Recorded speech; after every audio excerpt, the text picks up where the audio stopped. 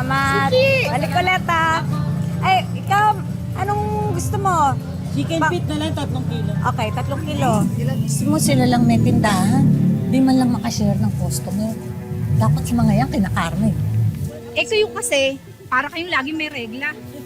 Hoy, kung dudututin mo lang yung manok ko at hindi ka bibili, umalis ka na lang, no? Che, kung ganyan kayo, talagang wala kayong magiging customer. Sabi mo nga! Halagay 100. Mayos niyo! Opo. Talagang siswertehin ako sa feng shui na yan ha. Naman, talagang mahusay na feng shui expert tong si Mr. Yo. Kung swerte yung tindahan ninyo, lalong babongga yun.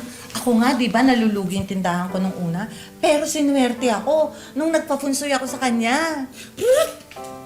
Pero hindi kami naniniwala sa swerte-swerte na yan. Sa sipag at tiyaga pwede pa. Pero sa swerte, sorry ha. Sorry ha. Hoy!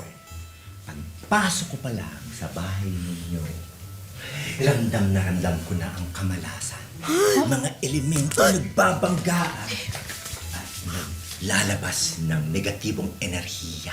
Galing niya, no? Naramdaman niya agad. At alam nyo ba kung ano ang kakambal ng kamalasan? Kamatayan! Kaya ang hagdanan na ito. Yee! Sino bang arkitekto ninyo? Mali ang placement. Dapat itong hagdanan na ito nakatapat sa southeast. Ha? At kamalasang habang buhay yun. Alam nyo ba yun? Pero ramdam ko nga, may nararamdaman ako dito sa hagdan na to eh. Anong gagawin? Titibagin. Kukontrahin na lang natin, madam, Ayan. ang kamalasan. Ayan, kita mo na, makakamura ka pa. Ang galing niya talaga. Tatabihan natin ng wealth dragon. Ayan. Oh, di ba? Wow! Oh, swerte yun. Pantanggal yan ng malas. Hindi naman siguro masamang maniwala, di ba? Oo naman. At saka, hindi rin masama na maghangad ako ng konting swerte. Ang wealth dragon. Ang dragon ay simbolo ng kapangyarihan at lakas. Magkakaroon kayo ng maraming pera. At, Tateng, hoy, wala nang magkakasakit sa pamilya ninyo. Gusto ko to! Kukunin ko to.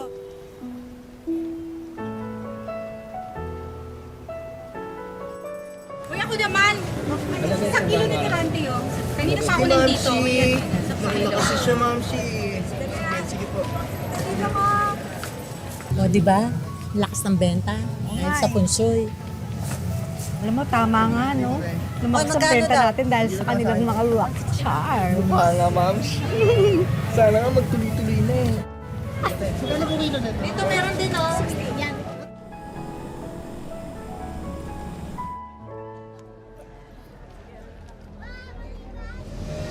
Mamsi! Wala na naman tayong benta. Wala pa kanina, 2 pa lang benta natin. Bakit ganon? Kung kailan natin dinagdagan tong mga lucky charms, walang bumibili sa atin. Lalo tayong nawalan ng mga suki. Eh, kailangan ko ng pambayad ng kuryente. Hi! Mr. Yo! Buti na padaan kayo. Halika. Bakit parang hindi tumatalab tong mga to? Hoy! Wala kaming customer. Eh kasi naman, madam, mali kayo. Pinagsama-sama niyo silang lahat. Eh di mag-uumpogan yung mga enerhiya niyan. Malas talaga. Gagawin. Ay, huwag kayong mag-alala. Meron tayong solusyon dyan. Pero, may bayad. Pinag-aagawan ito. Oh, ito.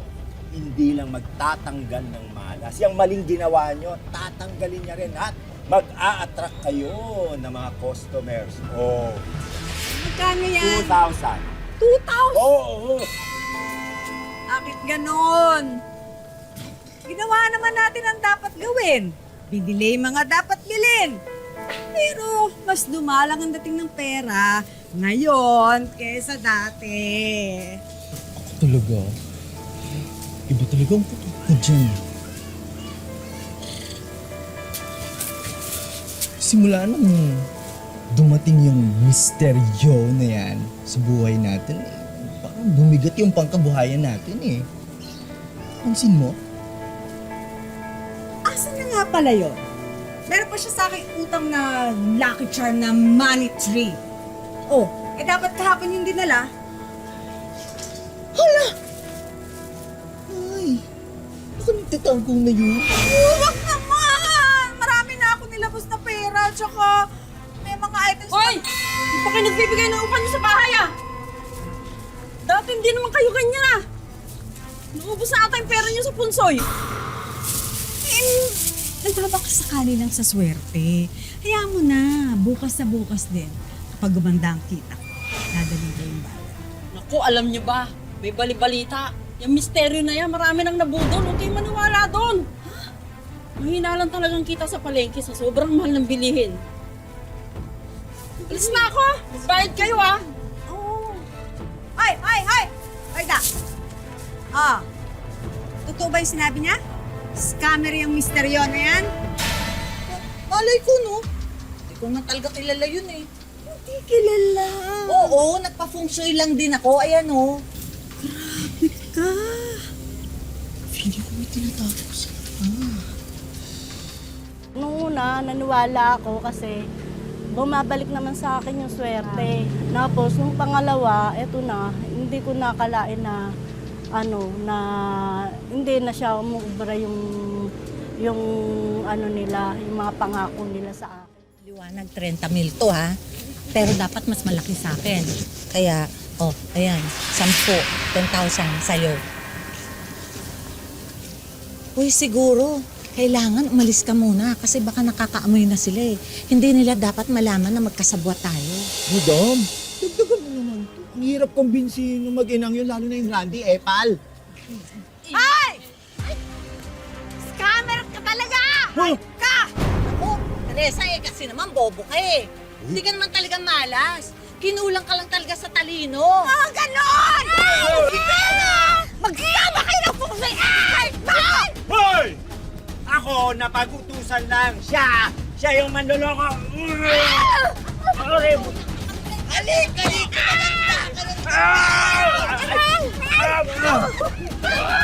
Kaming mag-plan! Amin!